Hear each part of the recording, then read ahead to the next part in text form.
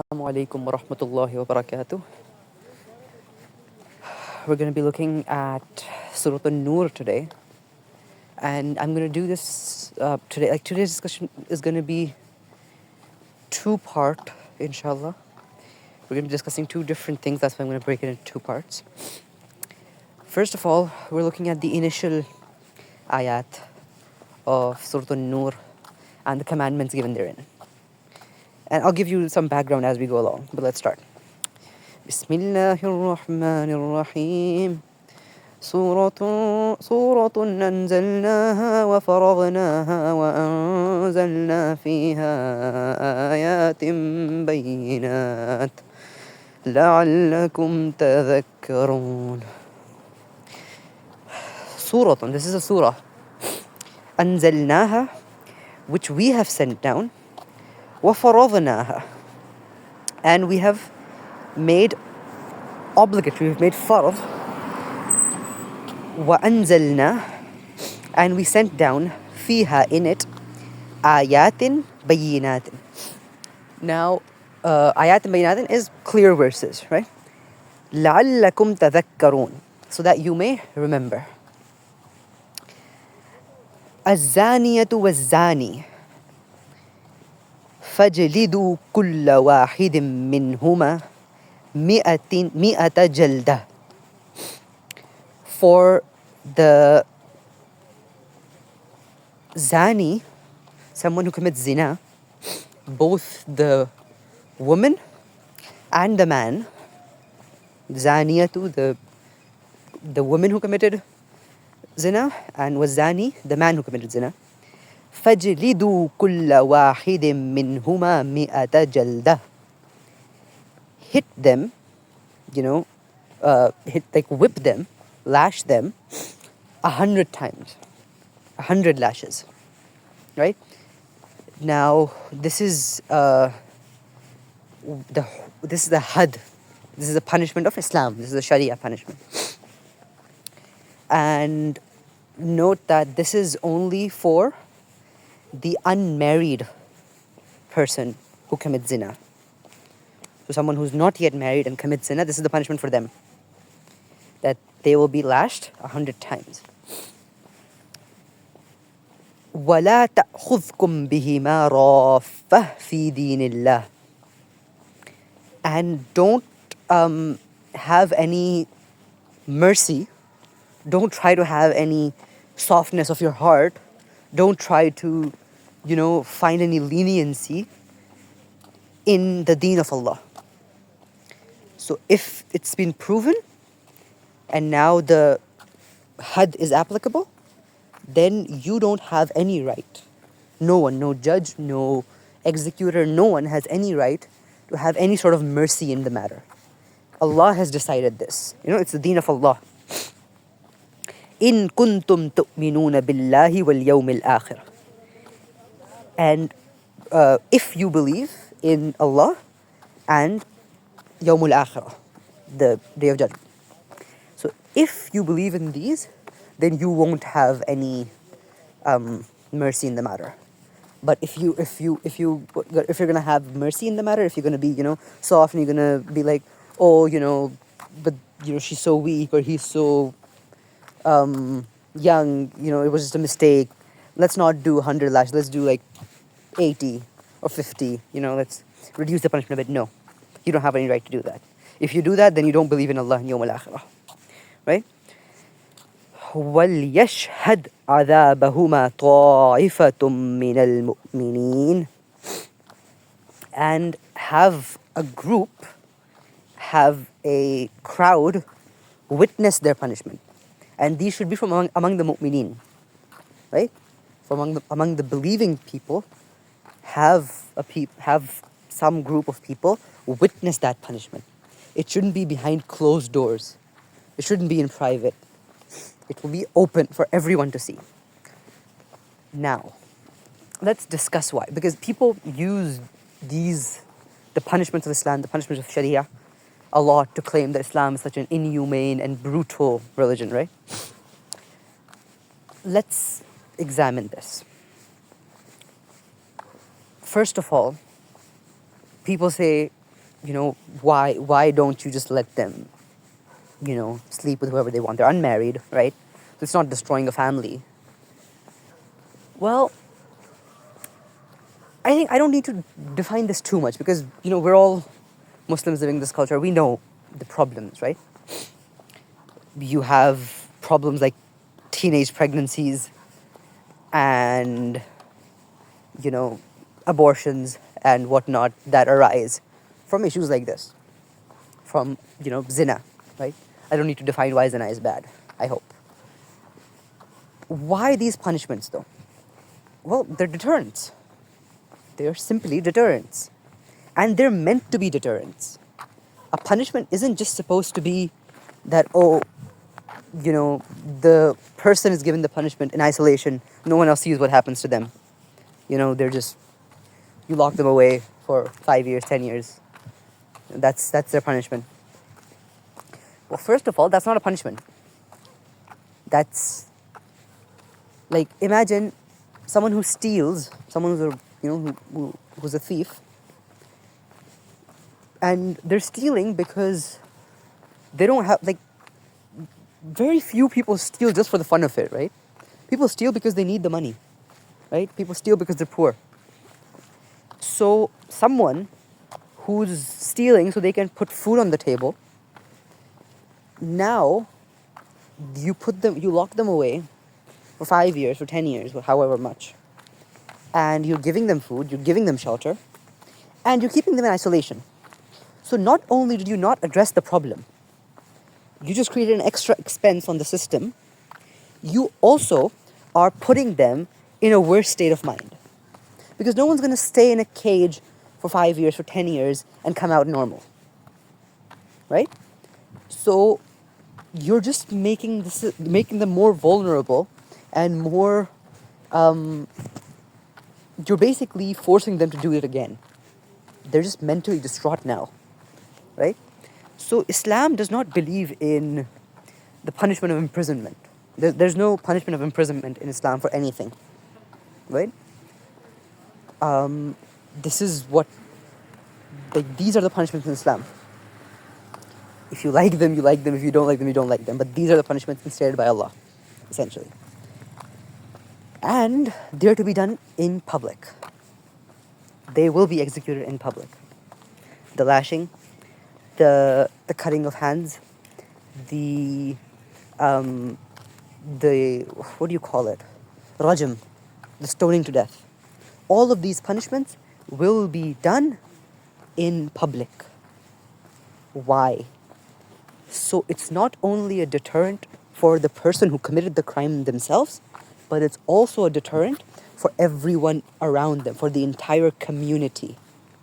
That this is what happens when you do this, so don't do this, right? That's how deterrence works. And that's the point of the punishment. It's deterrence. It's not giving pain to someone. It's not, killing them is not the point. Like the idea behind Rajam, and I should mention Rajam here as well. I mentioned that the lashing, the 100 lashes, are for the unmarried zani, right? The unmarried fornicator. The one who commits zina while married, for them is death, and for them is stoning to death, Rajam, right? And again, same logic, deterrence. It will be done in public. It will be done by the people, by a group of believers. A group of believers will throw stones, right? And I should mention why this difference, right? Why is, it kind of makes sense because an unmarried person doesn't have any, outlet for their sexual drive, which is not a justification, but it's like, it is still less of a crime than someone who's already married, right? Who has a halal outlet for their sexual drive, and they're still committing zina. For them is double the punishment. So, and there's like a whole fiqh debate about why this is, but it is like this. It is this. There's no debate about it in Ahl Sunnah wal Jama'ah, right? In all four fiqhs, the Hanafi, Maliki, Shafi'i, and Hanbali, all four have consensus on this. Right. Moving forward. Actually, one more point about punishments in Islam. People also like to claim the what do you call it? The slavery thing in Islam, right? That Islam promotes slavery, and Islam says you can take prisoners of war as slaves. Islam, actually, people don't even say that. People just say Islam promotes slavery. Well, let me tell you how Islam promotes slavery. The only way in which it is halal to get a slave is as a prisoner of war. The only way, right? You cannot buy a slave, you cannot sell a slave, you can't do anything to a slave. You can only get them as a prisoner of war. Right. Now, sure, slavery, such a brutal practice, right? But look at what happens in the rest of the world with prisoners of war. You keep them locked up for decades, right? You keep them locked up for who knows how long. Some die there, some, get severely sick there. People, and what happens in prison camps and POW camps, we've all heard the stories. The torture, the rape, the sexual abuse, all kinds of stuff.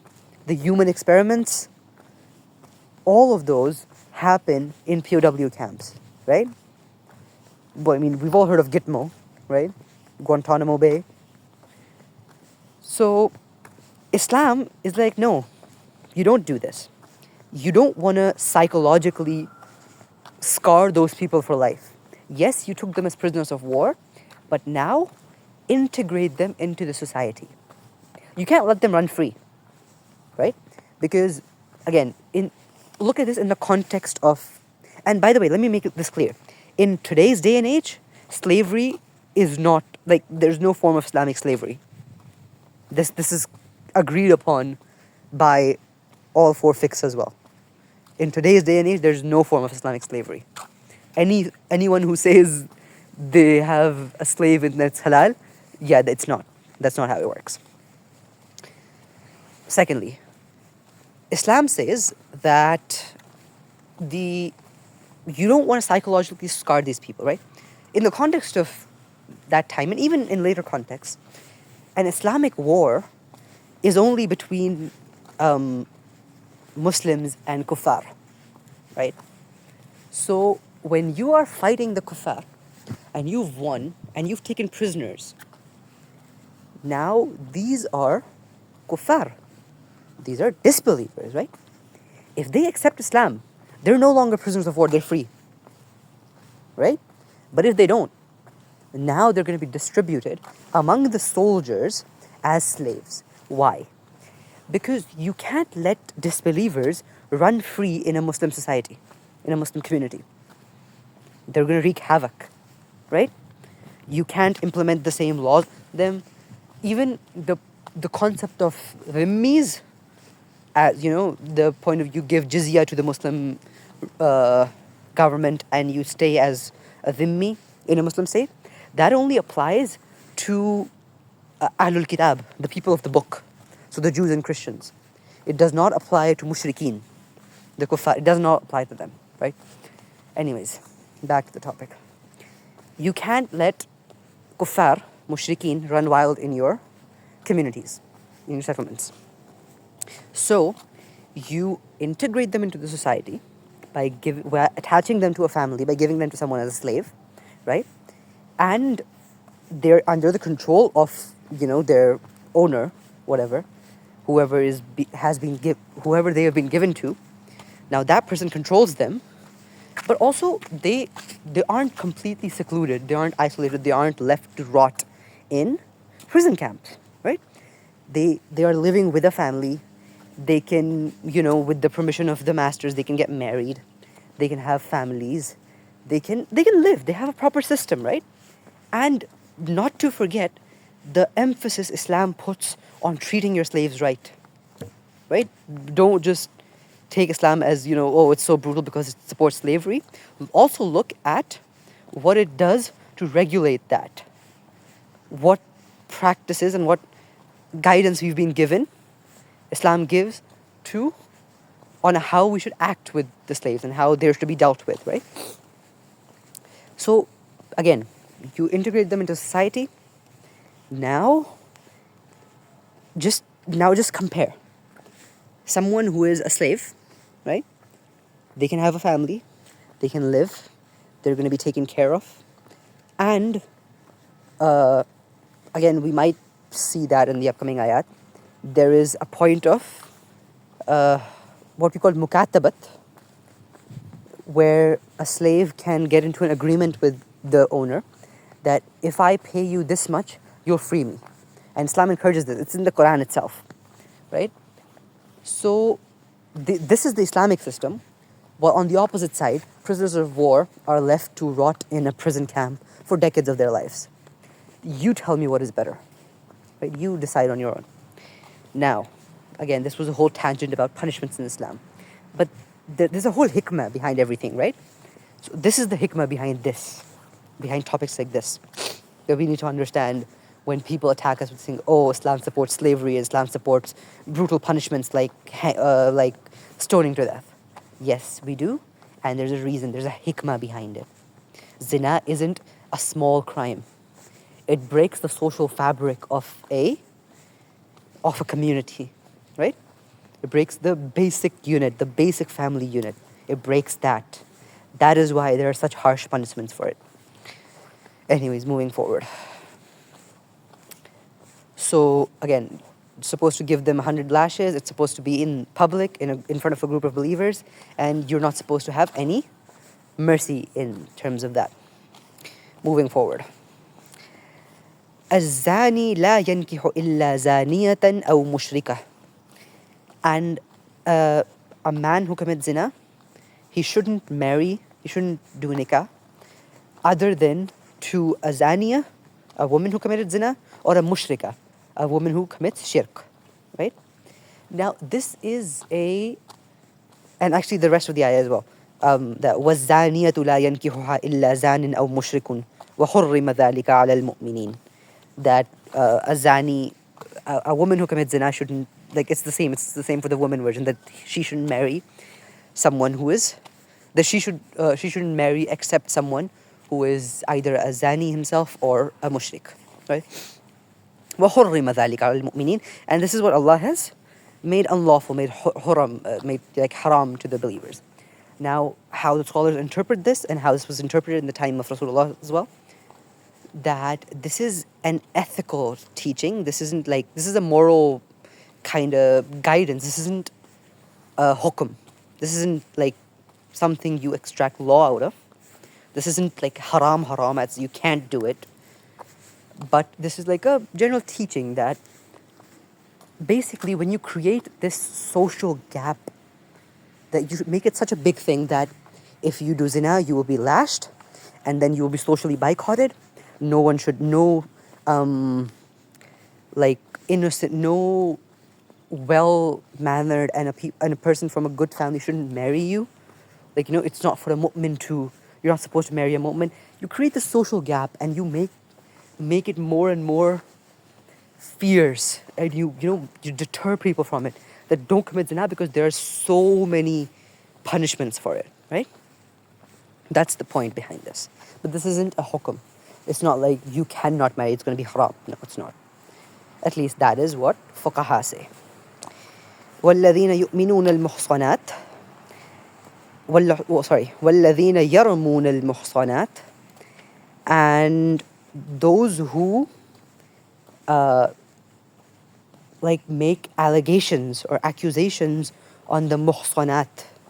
Muhsanat is, the literal meaning is women who are in a fortress. The context behind the contextual meaning here is in the context of marriage. In the fortress of marriage. Someone who is fortified, someone who is secured, who is protected by the constitution, by the institution of marriage and the institution of a family. They are, chaste women. They're, pure women. ثُمَّ لَمْ يَأْتُوا بِأَرْبَعَةِ شُهَدَاءَ. Then you don't bring 4 witnesses. So including yourself, 3 other, like you and 3 other witnesses, if you cannot bring to support your accusation, and this is an accusation of zina basically, that if you cannot bring 4 witnesses to support your claim,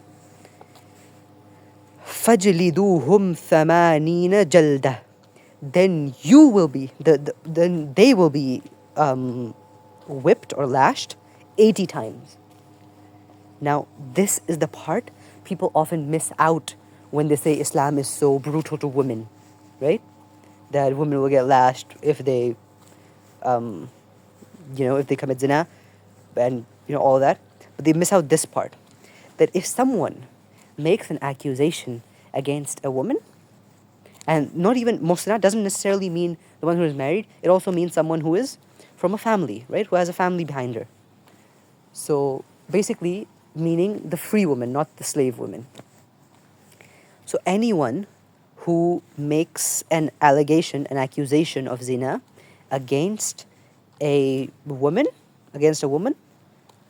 and then they don't bring 4 witnesses to support their claim, that say that yes, we witnessed this as well, then this accuser will be lashed 80 times. Look at the balance. So a false accusation of zina is nearly the same magnitude of a crime as zina itself. For zina, they were getting 100 lashes. For a false accusation of zina, they're getting 80 lashes. Right? This is the balance people often forget. That you don't get to just go around accusing anyone. You either bring evidence to support your claim, or you will be lashed yourself. You will be the criminal here, not her. وَلَا تَقْبَلُوا لَهُمْ شَهَادَةً أَبَدًا. And then don't accept from them any testimony going forward, like forever. Don't accept their testimony forever. So forever, in the future they come to give any testimony in any other case, their testimony will not be accepted because they made one false claim. This is the level of accountability and authenticity in Islam. That if you can prove your claim, then sure, bring it forward and justice will be served. But if you cannot, then shut up. You do not get to run around claiming such things, such obscene things about Muslim women, right? وَأُولَٰئِكَ هُمُ الْفَاسِقُونَ. And these are the people who are fasiqun. These are the defiantly disobedient, the fasiq, the clearly disobedient people. إِلَّا الَّذِينَ تَابُوا مِن بَعْدِ ذَلِكَ وَأَصْلَحُوا فَإِنَّ اللَّهَ غَفُورٌ رَحِيمٌ. Except those who then repent and make amends for aslahu, and reform, make their lives better, improve, make amends, make corrections. فَإِنَّ اللَّهَ غَفُورٌ رَحِيمٌ. And then indeed Allah is Ghafur Rahim. He is all forgiving and He is very merciful. Meaning that the previous punishment of وَلَا تَقْبَلُوا لَهُمْ شَهَادَةً أَبَدًا, they will be lashed. The lashing won't be, no matter how much you repent, the lashing is not going to be forgiven. You will be lashed. The punishment of not having your testimony accepted ever again, that might be forgiven after a while. It says, إِلَّا الَّذِينَ تَابُوا مِن بَعْدِ ذَلِكَ. After this, if they repent, then, after a while, after they repent, after they've made amends, after they become a good person again, then the judiciary or the government of the time, they can choose to accept their testimony again. They can choose, and they can choose not to as well. It's in their right? So, again, this is a balance of the Quran, that wherever it mentions punishments, it also mentions Allah's rahmah and maghfirah with it, like close by as well. وَالَّذِينَ يَرْمُونَ أَزْوَاجَهُمْ, and those who accuse their wives, وَلَمْ يَكُنْ لَهُمْ شُهَدَاءَ إِلَّا أَنفُسَهُمْ. Actually, wait. وَلَمْ يَكُنْ لَهُمْ شُهَدَاء, and then have no witnesses, إِلَّا أَنفُسَهُمْ, except themselves. Right? So, let's say a man is, we already discussed what's to be happened if someone else, if a random person, like anyone else, accuses a woman of zina but doesn't bring four witnesses, right? That is clear. But what happens if a husband accuses his wife of this, of zina? Well, now the problem is slightly more complicated, because even though you may say that this was a false allegation because you don't have four witnesses, and you're like, can't have, like, go back, there's nothing bad happened. But now there's a loss of trust between them, right? The family unit has been broken. So then what you're supposed to do in this case is فَشَهَادَةُ أَحَدِهِمْ أَرْبَعُ شَهَادَاتٍ بِاللَّهِ.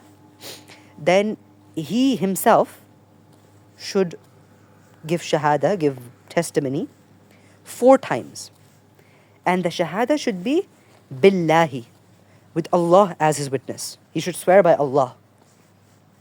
That I promise by Allah, I promise on God, I promise on Allah, that what I'm saying, innahu lamina sadiqeen, that he is definitely from the sadiqeen, from the truthful. وَالْخَامِسَةُ أَنَّ لَعْنَةَ اللَّهِ عَلَيْهِ.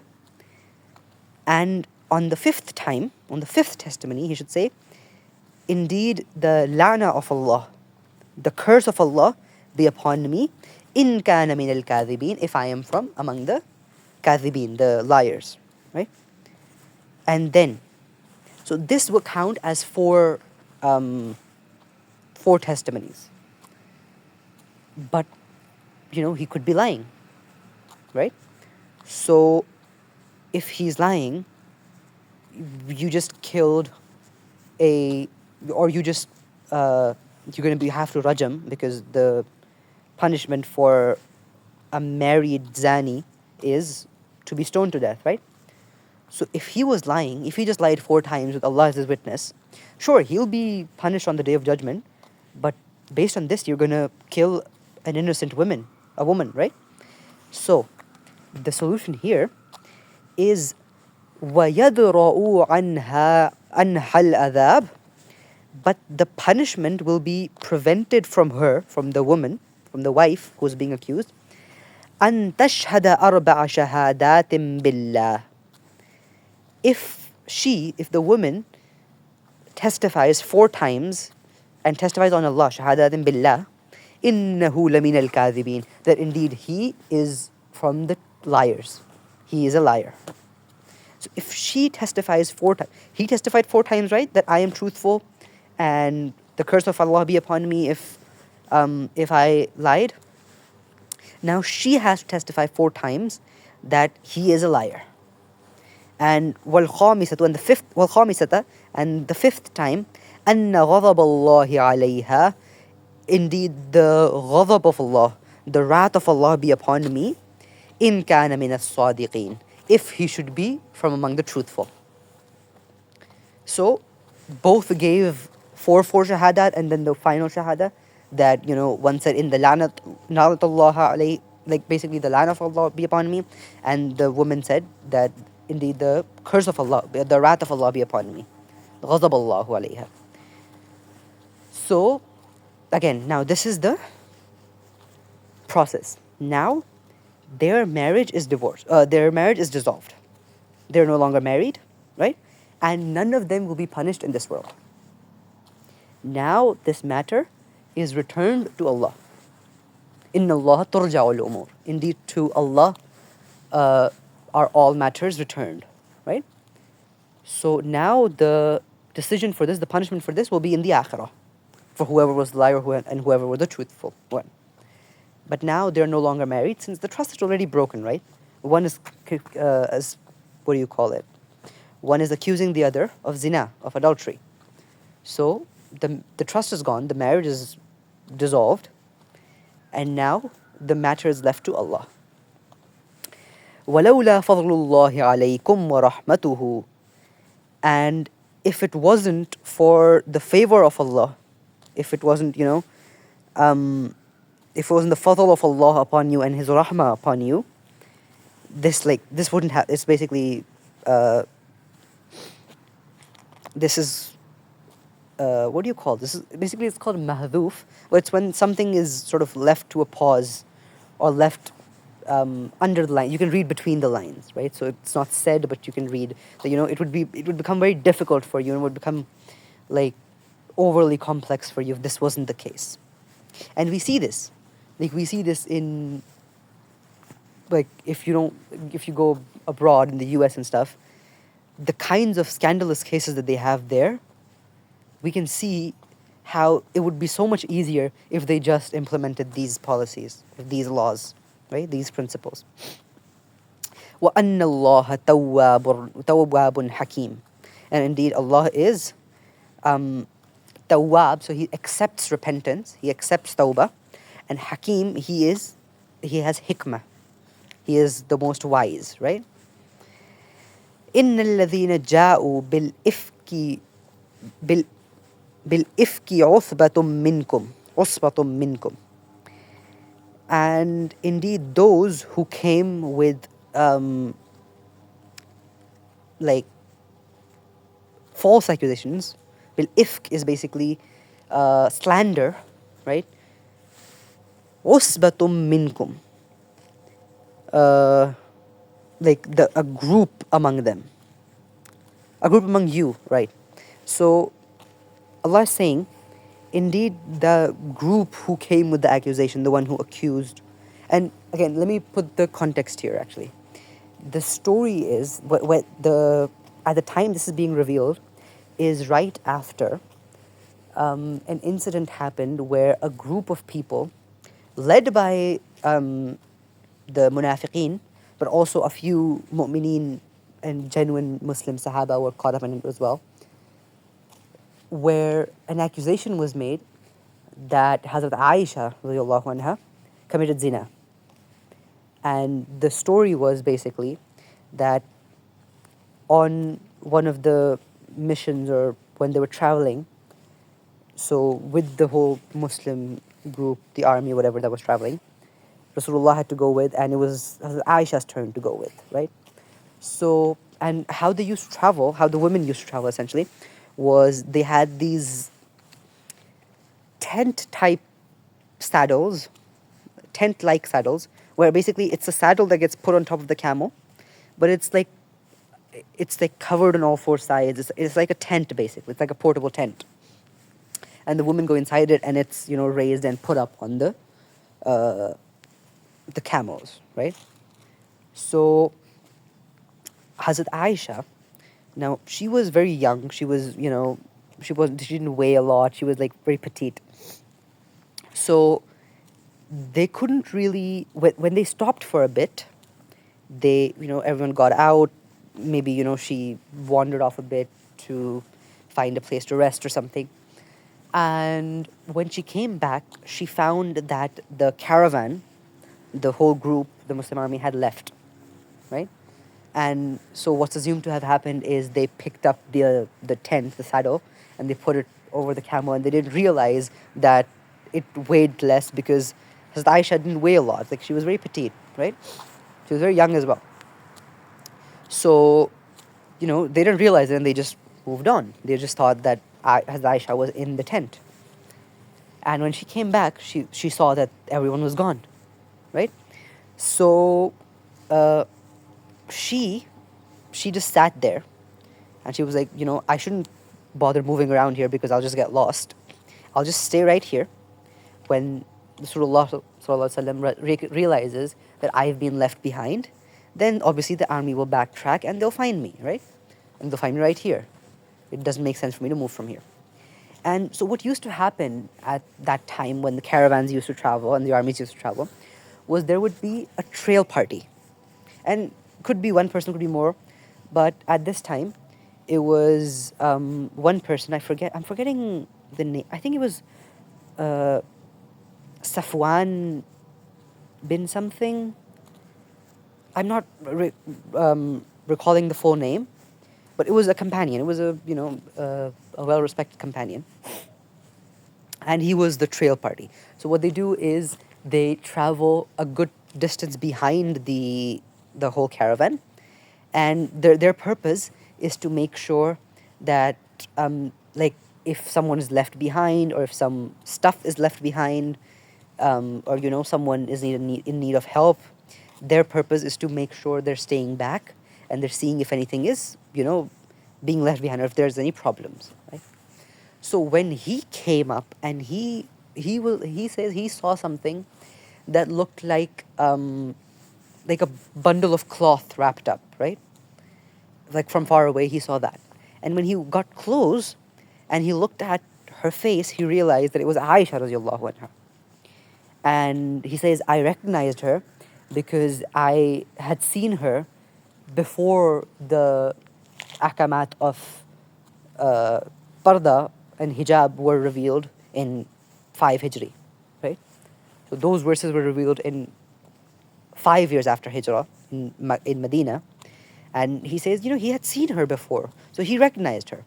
And, maybe she fell asleep or she fainted or something. And right now, in this context where, she is left behind, she was found to be unconscious.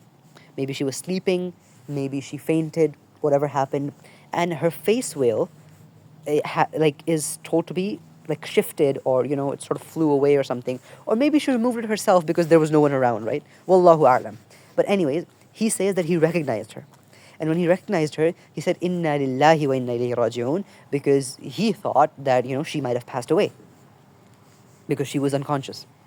And when he said that, she woke up and she quickly fixed her veil, and she like he understood what happened, and then he got off his camel, like helped her got her on his camel, and he walked with the camel and got her. They joined the rest of the caravan, the rest of the army.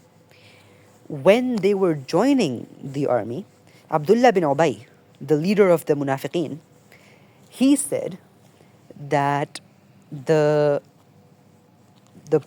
Prophet's wife hasn't come back safe. And by what he meant was that since these two were alone, they must have, committed zina. That's what he implied. And this became a really big accusation, right? And not only were the munafiqeen involved in this, but a few of the true mu'mineen sahaba got caught up in this as well, right?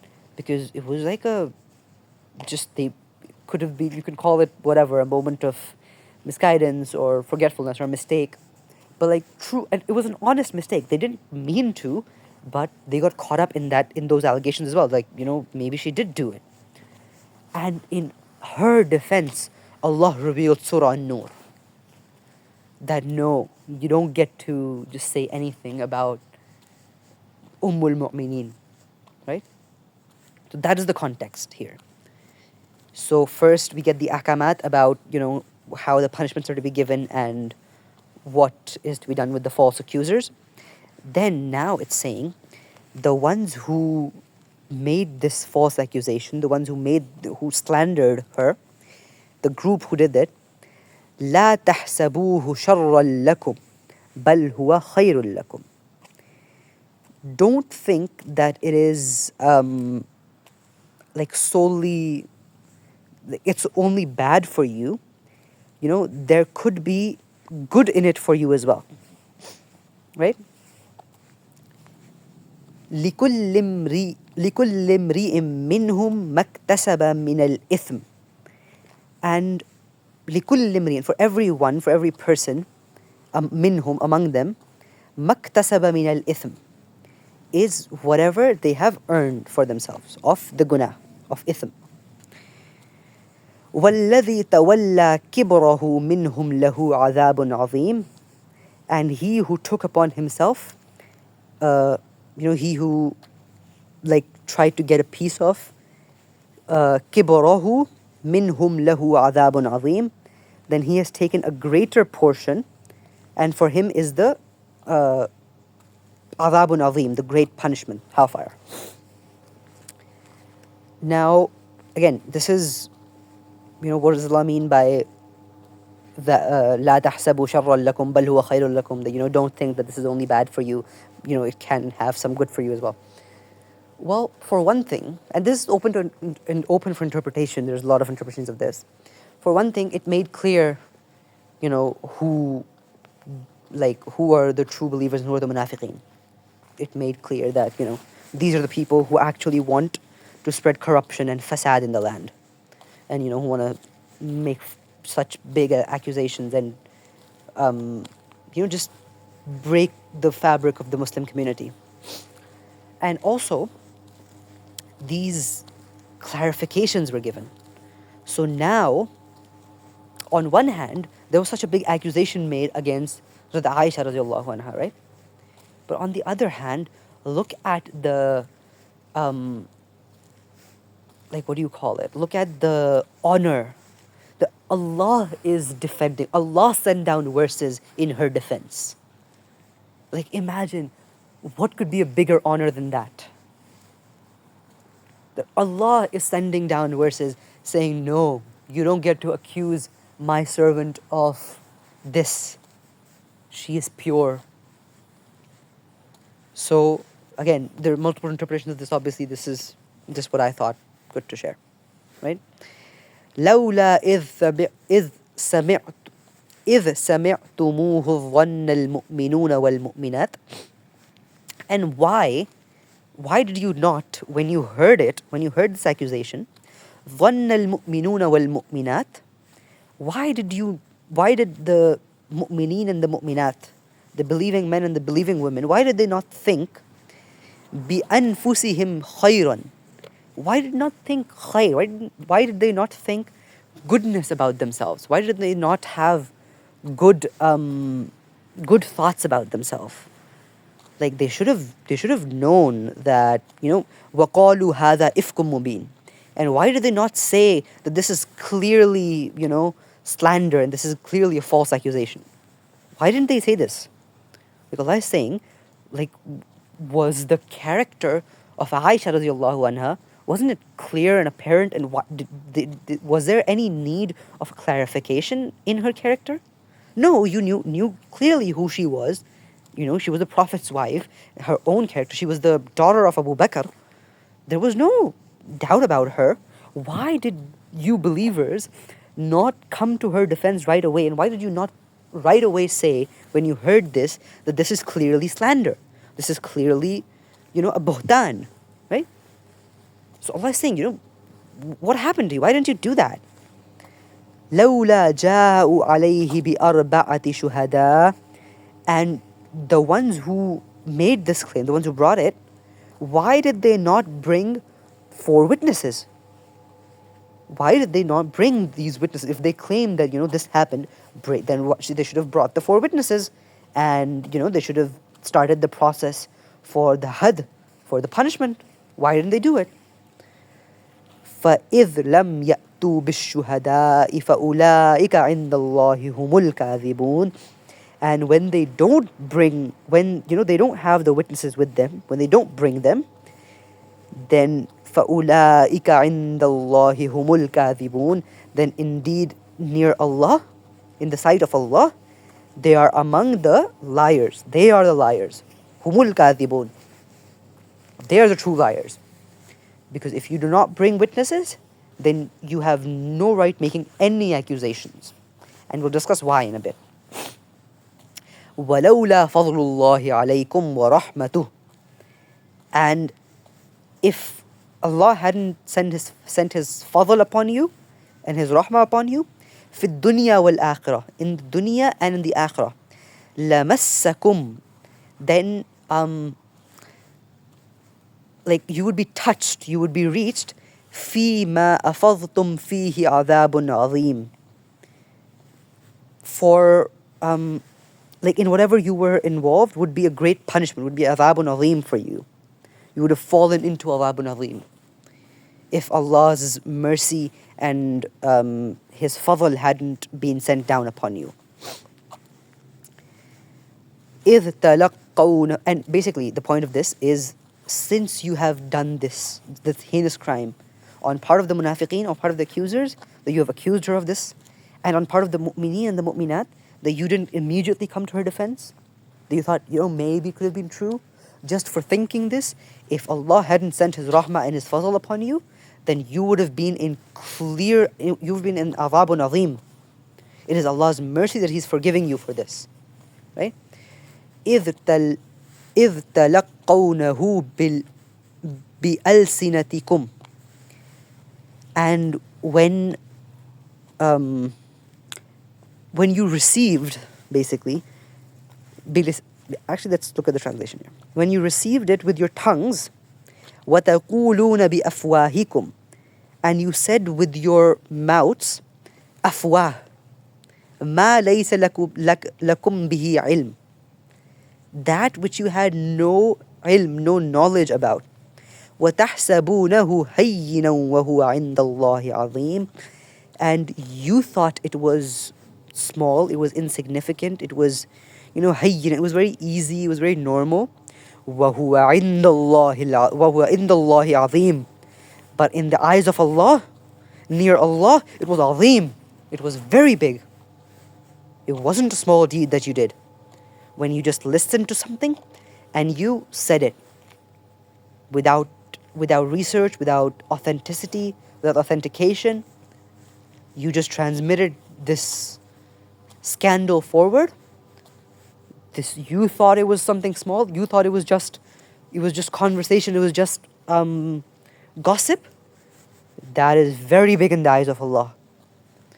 وَلَوْلَا إِذْ سَمِعْتُمُوهُ, and why did you not, when you heard it, قُلْتُمْ مَا يَكُونُ لَنَا, why did you not say that this is not for us, أَن نَتَكَلَّمْ, for us to speak, for us to talk about, for us to speak of, it's not for us to comment on this.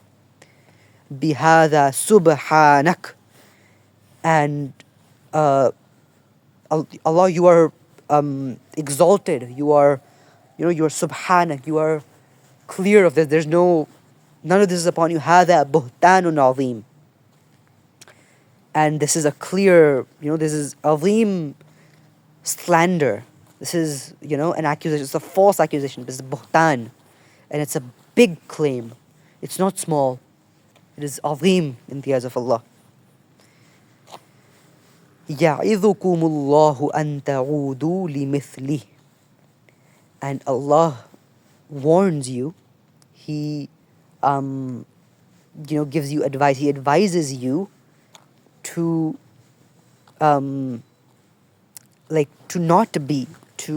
basically He's warning you, when you warn something against, right? Allah is warning you of returning to the people, basically Allah is warning you, don't do this ever again. أَن تَعُودُوا لِمِثْلِهِ, like the example of this, don't ever return to this. Abadan, ever, forever, never. In kuntum mu'minin, if you are mu'minin, if you are believers. This time you're being forgiven, but next time there's going to be no mercy, there's going to be no forgiveness. If you ever accuse a Muslim woman of something and you do not bring your witnesses for it, there's going to be no forgiveness, there's going to be no mercy. There's going to be punishment. So don't ever do this. You're being warned. This is the last warning. وَيُبَيِّنُ اللَّهُ لَكُمُ الْآيَاتِ, and Allah makes clear to you the ayat. وَاللَّهُ عَلِيمٌ حَكِيمٌ. Indeed, Allah is all-knowing, the most knowledgeable, and Hakim, the most wise. Now, the final ayat to wrap it all up. إِنَّ الَّذِينَ يُحِبُّونَ أَن تَشِيعَ الْفَاحِشَةِ. Indeed, إِنَّ الَّذِينَ يُحِبُّونَ, the people who like, who want, يُحِبُّونَ, who have love for the fact, who like the fact, أَن تَشِيعُ الْفَاحِشَةِ, that fahisha, immorality, indecency, like basically just fuhsh stuff is common and spread and publicized fil الذين آمنوا, among the people, or among the believers, among those who believe, لهم عذاب عليم, there is painful punishment for them. عذاب أليم, like it is excruciatingly painful, the punishment that is for them. في الدنيا والآخرة, in the dunya and the akhirah. Not just the akhirah, you're going to be punished in the dunya as well. وَاللَّهُ يَعْلَمُ وَأَنْتُمْ لَا تَعْلَمُونَ. And indeed, وَاللَّهُ يَعْلَمُ, and indeed Allah knows, وَأَنْتُمْ لَا تَعْلَمُونَ, and you do not know. Now, this is the entire reason of all the previous ahkamat that we saw. This is why they're in place. That the fahisha, immorality, indecency, scandals, Allah does not like that they become normal talk in a Muslim community among the believers. Right? If you have your 4 witnesses to confirm that someone committed a crime, then sure, bring them and justice will be served. The punishment will be served. But once the punishment itself serves as a deterrent for fahisha, right? It serves as a deterrent for this being normalized in the culture. But what happens when you don't have 4 witnesses and you still spread it? You still like, oh, so-and-so did this. What did they do? They didn't have 4 witnesses. They didn't have any witnesses to say that Hazrat Aisha committed zina, right? But they still claimed it. They were like, oh, she did it. But they couldn't bring witnesses. They couldn't. What does this do? So neither can the punishment be served now, nor can, even without the punishment, it's being like normalized and publicized, and it's going to become a topic of conversation for the Muslims, for the community, right? And Allah does not want topics like this becoming normal, becoming accepted, becoming, normal topics of conversation, because these aren't. This is immorality. So if you can't prove it, then shut up and sit down. You do not get to make scandals out of it. You do not get to report on scandals. The entirety of our media culture now, of scandals and leaks and, all this BS, this is completely anti-Islamic. I won't even say un-Islamic, this is anti-Islamic. For the kind of reporting that happens today, if you bring in Sharia, all of them would be lashed 80 lashes. What do? We're like, X, Y, and Z is in a relationship with A, B, C, and, I saw those 2 together. They were going into a room, they were going into a restaurant, they were sitting together at a cafe. I mean, what the hell? What are we doing? The Quran is very clear about this. There is a adabun alim for fi dunya wal akhirah, in the dunya and in the akhirah. This isn't something small. This is azim in the eyes of Allah. Allah does not want scandals to be a part of the Muslim community, because it challenges the very social fabric. You don't have it. You lose all the burden of proof. Like, I'm not proving she did it. I'm not claiming that she should be punished. I'm just saying she might have done it. You're ruining a pure, respectable woman's, a girl's, a man's reputation, and then you're saying you didn't do anything? Yes, you did something, and you're going to be punished for it. This is why. So if you can prove it, then prove it. Bring your witnesses, and justice will be served. The due process will be followed. But if you cannot, then sit down and shut up. If you spread this, then you are responsible, and you will be punished. right? Though that is the that is how that is basically the sanctity of respect and chastity in Islam. That you do not get to ruin a person's respect and their chastity and their purity and their standing in the community just like without any proof and without any evidence, just based on, oh, I think this happened. No. Even if you saw it with your own two eyes, but you do not have four witnesses to come with you, then you shut up and you sit down. Because if the had can't be executed, if the punishment can't be executed, then there's no point in it becoming general conversation, right? There's no point to it.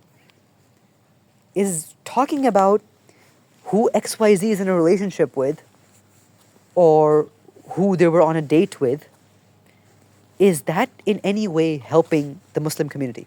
No, that's just normalizing this stuff.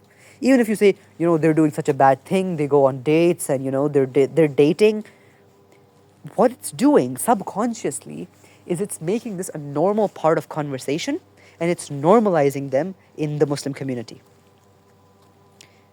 Now, if you had four witnesses and you were like, I saw them go into a room alone, or I saw them do this or whatever, right? Then, okay, bring the four witnesses, we'll carry out the punishment. Now, this is a deterrent for the people. Now people will be like, okay, this shouldn't be done, and this shouldn't be done because of this, because there's a punishment for this, right? It's a deterrent. But if you're just like spreading, she went with him on a date, that's just normalizing it. There's no deterrence now. You ruined the very principle. You lost, basically. So that's what Allah is saying. This is the sanctity of respect, of izzat in Islam. So at no cost should that be violated other than justice. So if you can get justice served, then do it. Otherwise, don't even try. Do not even try. This is what Islam teaches. This is respect of women in Islam. This is respect of sanctity. This is respect of chastity in Islam. Islam doesn't take women for granted. Islam respects women way more than whatever Western culture can claim to do. Islam, there's no match to it, right? All this Me Too movement, this the Amber Johnny case, none of them, this would have happened if Islam was truly established. You make a false claim, you're going to be lashed. You make a true claim and you can prove it, then okay, justice will be served. But these are the principles that Islamic society is built upon. If you follow these, there's success. There's clear success. But if you don't, then I'm sorry, no. There's nothing for you. في الدنيا والآخرة. You may escape the punishment of the dunya. Sure, you may not be lashed because an Islamic, government is informed. But who's going to save you from the adhab of akhirah? Can you escape on that day? If you think you can, then try it, sure. Go ahead. But I'm telling you, you'll be disappointed.